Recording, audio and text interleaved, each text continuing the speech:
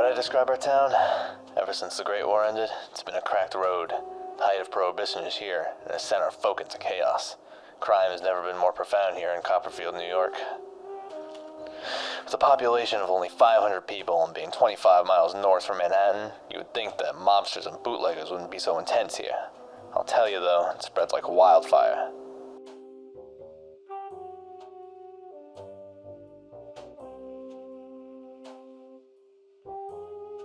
My name? Detective Todd. My partner here is Officer Anthony. We've been working together since the war ended, and we're here to do something about all of this.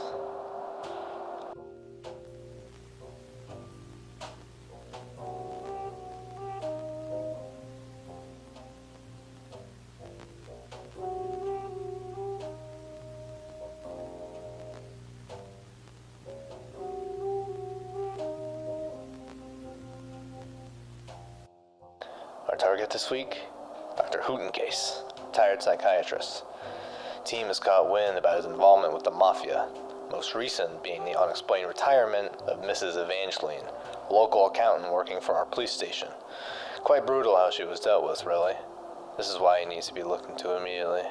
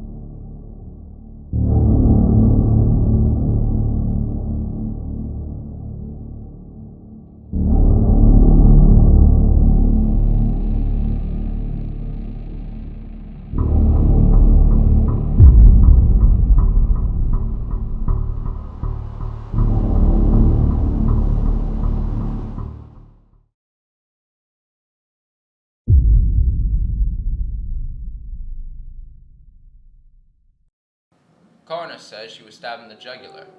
Her arteries are completely torn. She must have died within minutes, maybe within seconds. Time of death, 23:23. This town has seen its fair share of a broken egg, but this one, my word, it's gone spoiled, officer.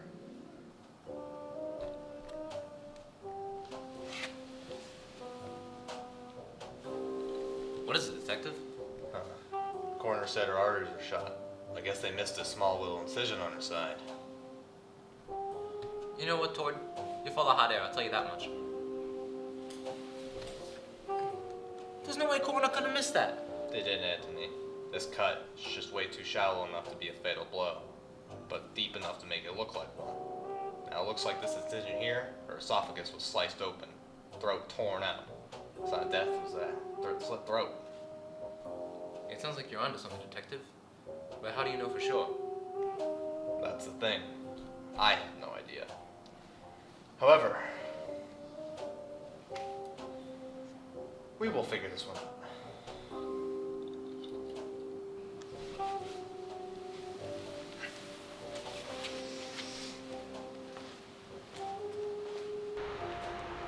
I just don't get it, detective. The doctor seemed as happy and jolly as a can of cannoli when I met him during the war. Some good eggs can have spoiled yolk, Anthony. Just about picking them from the basket, getting them right. So you're this great detective I've heard so much about in the paper recently. If I'm not a detective, what should I be? You tell me. Evidence that your doctor is not all he will eventually claim to be in your interrogation room. Sorry, I overheard everything that you said at your scene. Name's Tordini, right? You can call me the Mistress. I'm a private investigator that was hired by Miss Evangeline years ago to crack a case that never seemed to see the light of day. But she's bit the dust now. What a world. Is that so? You'll have to tell us more about this case later. You seem more familiarized with it than we are. That may be, but your handiwork and professional skills are no match to mine. I'd be toast if I had your job. We need to work together, Detective. Tord, you can't possibly be serious. This woman can mess into our affairs. It'd be nothing but trouble. Let me assure you that if I wanted you out of my way, we wouldn't be speaking right now. I think your buddy's about to say... All right. I look forward to our next meeting. Thank you, Detective. Come on, Anthony. We got work to do.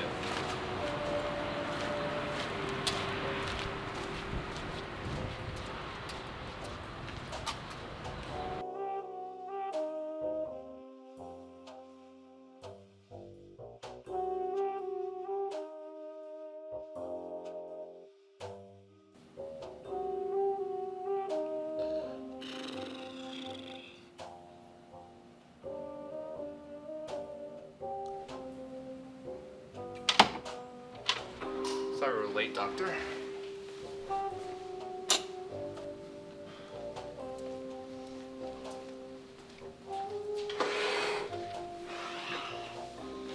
Good evening, Dr. Hootencase. What gives, man? Why am I here? Settle down, will ya? I'm Detective Tord Delaney. This is my associate officer, Anthony Faucini. And you're gonna answer our questions. You got me? Now then, Doctor. You're a retired physician, are you? Well, what's a retired physician doing with the local mob? The mob ain't got nothing to do with those laggards. They scare the cheese out of the townsfolk. Why do you accuse me of being with such a group like them? You tell me, Doc. All the evidence is right here. Associate of mine did some digging, showing all these photos. I remember. It was 1919. The mafia was following in close from behind. You see, my medicine, it could make someone relax to the zenith of their mind. And the mafia, they had just had a massive, massive loss with all the alcohol redistribution and all that. So they were thinking they could get some of the stuff for free, you know? I see. What kind of medicine was it? Morphine. It's one of the most powerful drugs out there on the market. The mafia, they thought they could get it from me for, free, because they're the mafia. They want to mug you. And so they thought they could make a big buck from it, recover from the loss. It's very interesting, Doctor, but I'm more interested about hearing your connection to Mrs. Evangeline. Jeez, Mrs. Evangeline. I haven't heard from her in weeks. Yeah, she's one of my clients. What about her? We'll get there. I just need to know, what's your average therapy session with her? Well, Miss Evangeline, she'd come around maybe 3 times a week, every day at 11 a.m. She'd come and she really loved to talk about her work, which is strange. Being an accountant and all, I'd assume she'd hate work, So, from what I'm understanding, she only talked about her work and how she enjoys her work. Well, no. She was a therapist patient. She talked about a whole lot of other stuff. But yeah, she mainly talked about her work, which, if I'm being honest, it's not my forte, working with the government and all, but she really loved it. However, there was this one time when she showed up like a couple hours late. I had other people to get to, so I went to them, but she pulled me aside. She eventually dropped her whole smile and all that, and she talked about some discrepancy. Discrepancy? How do you mean? Well, she wouldn't tell me much, which, again, out of character for her, but just something had happened at work with one of her clients' taxes that she didn't like. I don't know the whole story. So then what happened? I don't know. She just started coming in less and less and less. And every time she came in, it would always be a worse session than the last. She just seemed so bothered by whatever this discrepancy was. And eventually, she just stopped coming in. Kapoosh.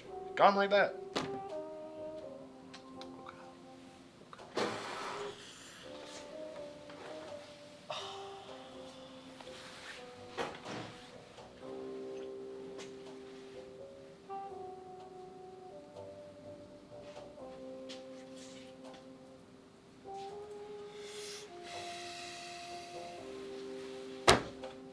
I'll let you in on a little secret, Doc. I believe your alibi, alright? Let's get that clear. But also, Mrs. Evangeline is found dead in her office. Pardon me? She was found dead in her office.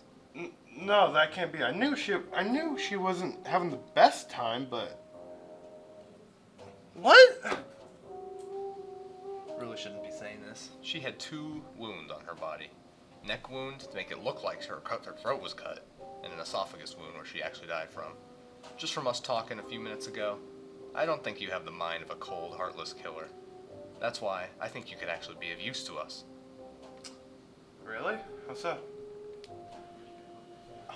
I want your professional medical opinion.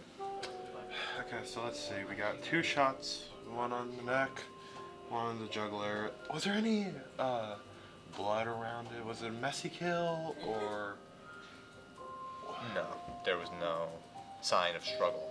no sign of struggle, no sign of strangulation? I'd say it, detective, but you might have got someone who's really experienced on your hands. And with no sign of struggle, then Miss Evangeline could have possibly never seen him. They could have been, masked. Okay, so what are you saying? I'm saying is, you probably got a serial killer on your hands. Okay. This is very good information. Hey, forget about it. Thank you for meeting with us here today. You provided us with some very good information to our case.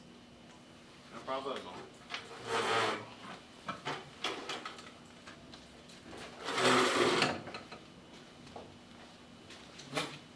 You good, sir?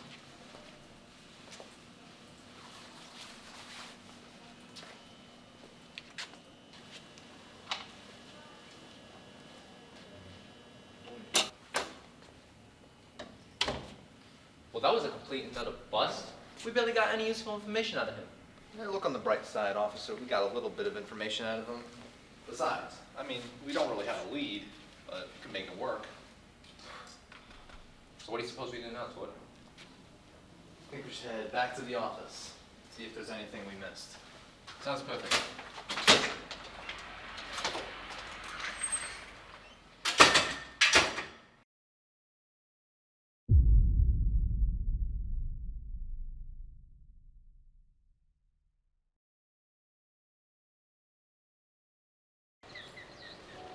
I wouldn't recommend that.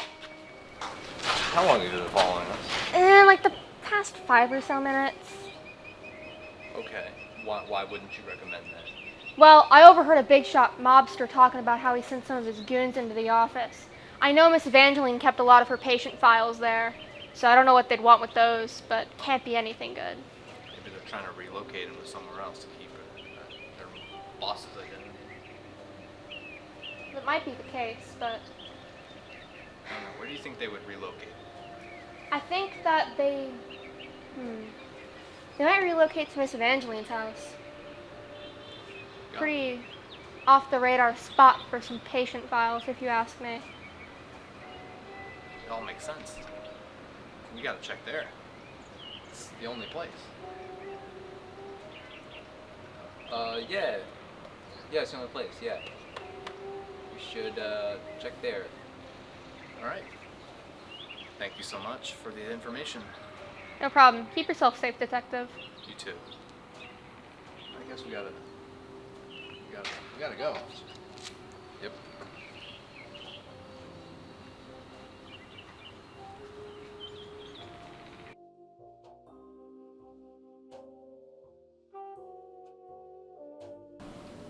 All right. This is the place. 204 Nunez Avenue.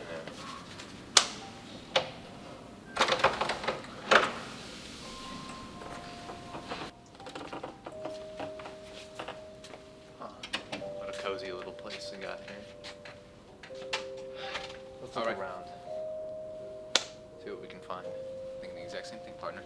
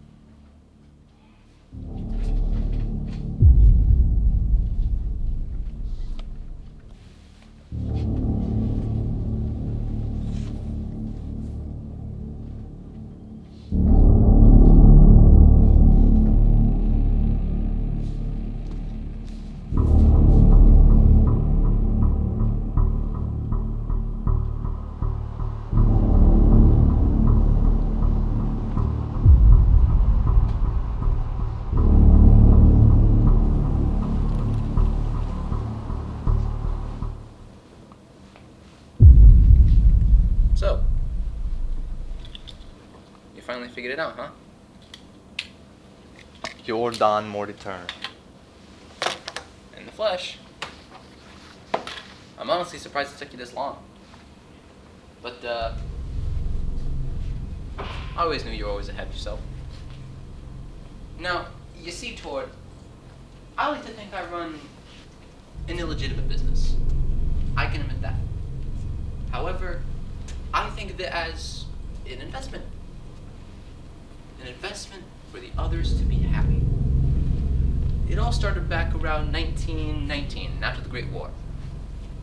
Many veterans were either disabled or had PTSD and other such cretincies. But who came in to save them? Me. By offering my services in drug laundering.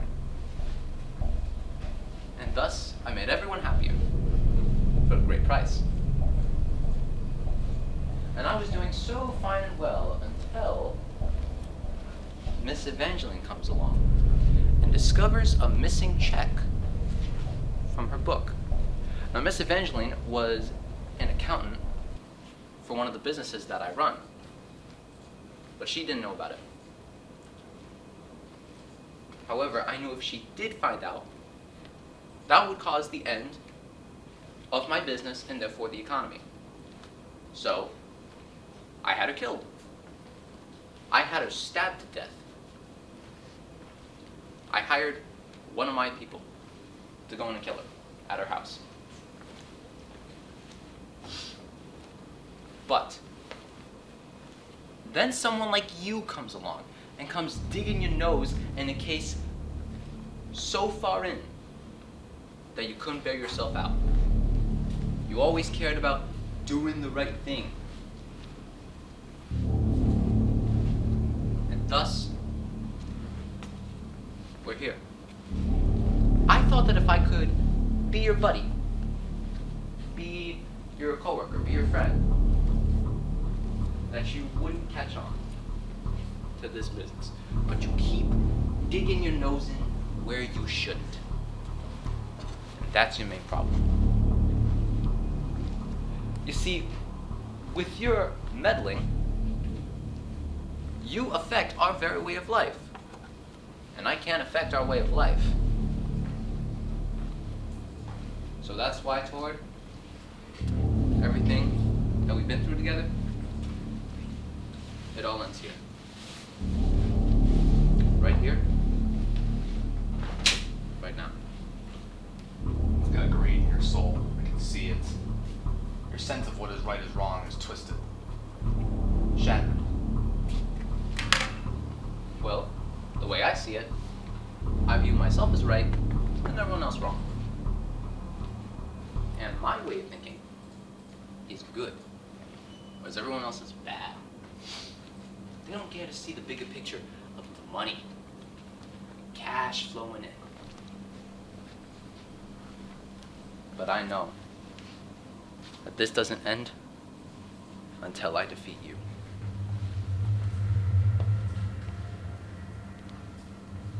This is the end, Tord. For you. No. For us.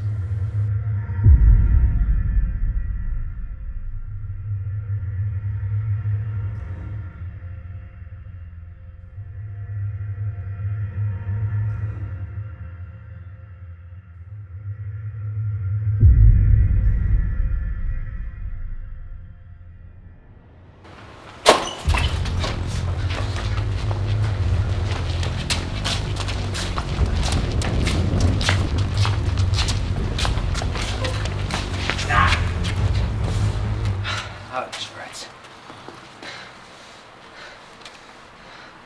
Good work. You can't get away with this, Tord. I'll get you. I'll get you both. Y'all be dead within a week, a month. I don't care how long, but you will be dead. I'll tell you that much. Don't you know who I am? Yeah, I know who you are. New prisoner in the New York State Penitentiary. I run this state. I run the police. I run everything here. Not anymore. Your crimes will be published to the papers. You'll be exposed for everything you've done. Get this guy out of here. I can't even stand to look at his face. You can't get away with this, Tord. You'll never win this. You'll never win!